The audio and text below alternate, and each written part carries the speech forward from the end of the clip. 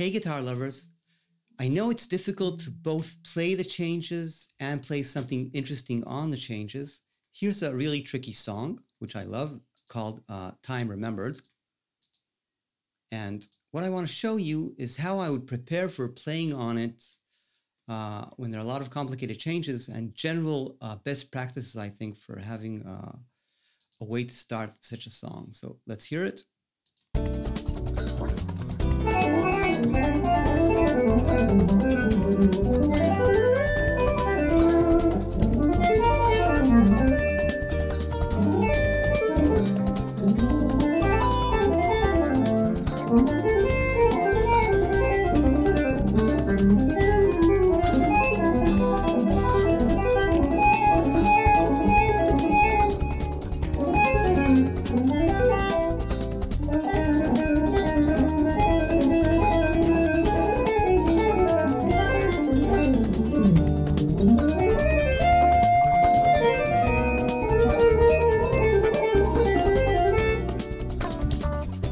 Okay, so here's what I would do to prepare myself for this situation. First of all, we're dealing with a lot of chords, and I want to relate to chords as opposed to scales sometimes. It's one of many really useful things to do. So I would take a subset of the neck. Let's take the top 3 strings.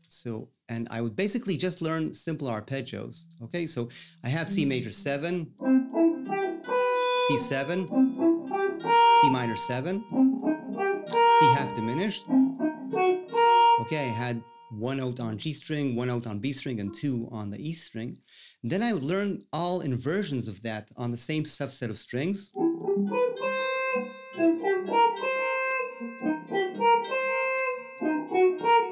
And again, major 7, second inversion.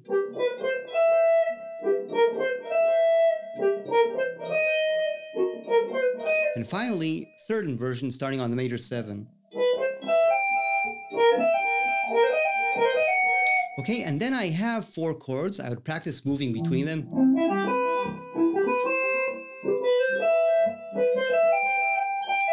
Okay, and it's all on one set of strings. And once I have basically 4 chords, major 7, 7, minor 7, and half diminished, and I have them all in 4 inversions, I can start practicing on the song. Now, let me show you some steps to get it incrementally more interesting. The first step, I play my song, okay, all in root position. Okay, so that's, I'll be just moving the chords. So if I have B minor and C, I'm keeping my root on the 3rd string so I can really see it. There's no connections really.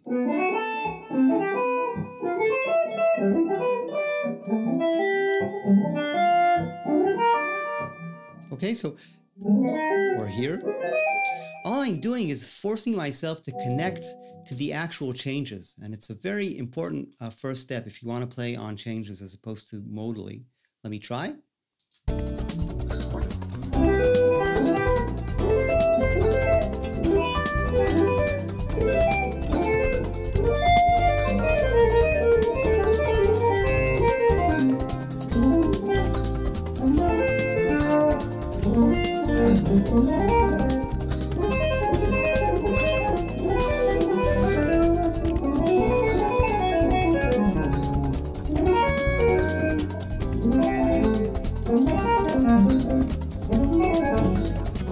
Okay, and that's a very useful first step because that means that what you're actually playing is a chord and your brain is moving or it's loading an object that looks like a chord. When you see a new chord in your progression, your hand moves to something that's chordal in shape, and then you describe it as you will.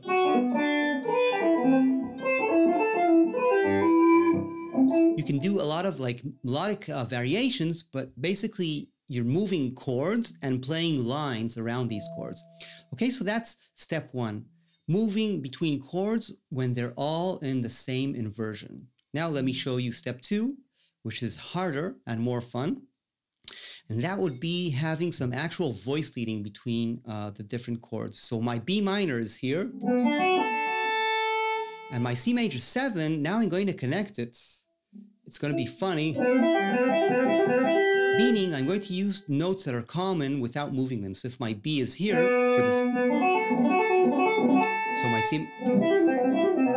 so my B note in the C major 7 stays in the same place. Actually, let me do it higher. It'll be easier for you to see. So B minor 7,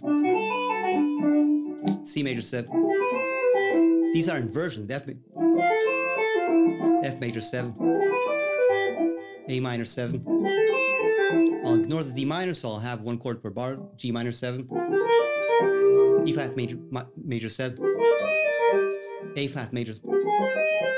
Okay, and that's a great thing to practice because you're practicing melodic voice leading. You're playing lines, but the chord shapes are connected through voice leading, and it helps getting you a sound like this.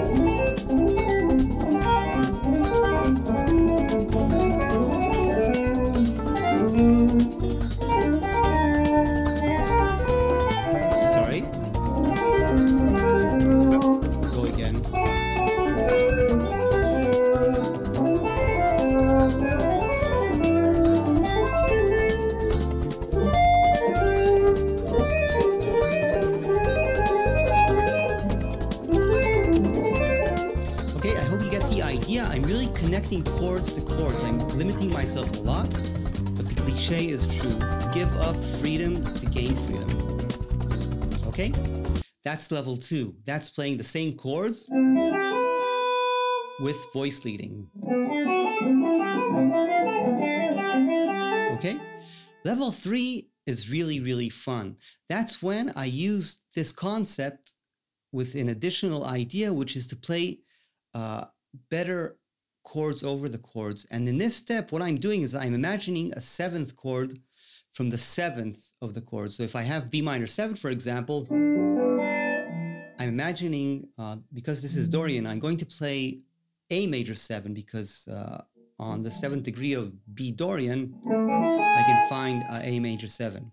And for the next chord, which is C major 7, I'll be playing B minor 7, for example. So basically, all Dorian chords get a major 7 a step below, and all major 7 chords get a minor 7 chord half a step below. And the reason is simple, because these are simply upper structures, meaning the chords I'm using are going to give me the flavor of the 7, 9, 11, 13, all the cool tensions. So I'm still going to use voice leading, but I'm not going to connect B minor to C major 7 for the first 2 bars, for example. I'm going to connect A major 7 and B minor 7. So it's going to give me a higher sound. This is going to sound something like this. First of all, let me associate it freely.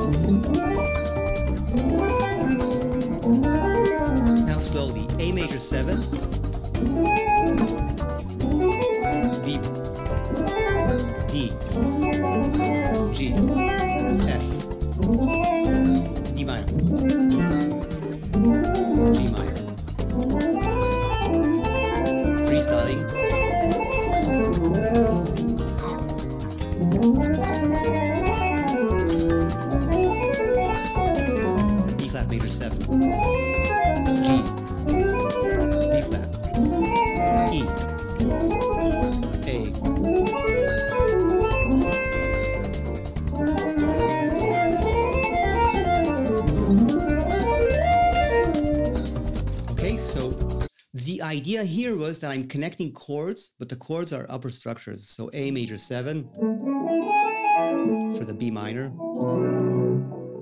B minor for the C, and for the F major 7, E minor 7, and so on. So same thought, connect your chords through voice leading, but your chords don't have to be the actual changes. There can be upper structures. So let me summarize the steps. Level 1, shape creation.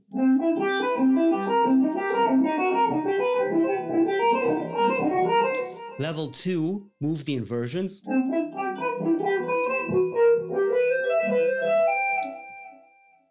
Level 3, voice leading. Level 4, add upper structures, meaning don't think about the actual changes, think about changes that are upper structures or different numbers per each chord. In my example, I gave you the 7, 9, 11, and 13. So I hope you've enjoyed this. There'll be a series of these on basic improvisational concepts. Thanks for watching, guys. Bye-bye.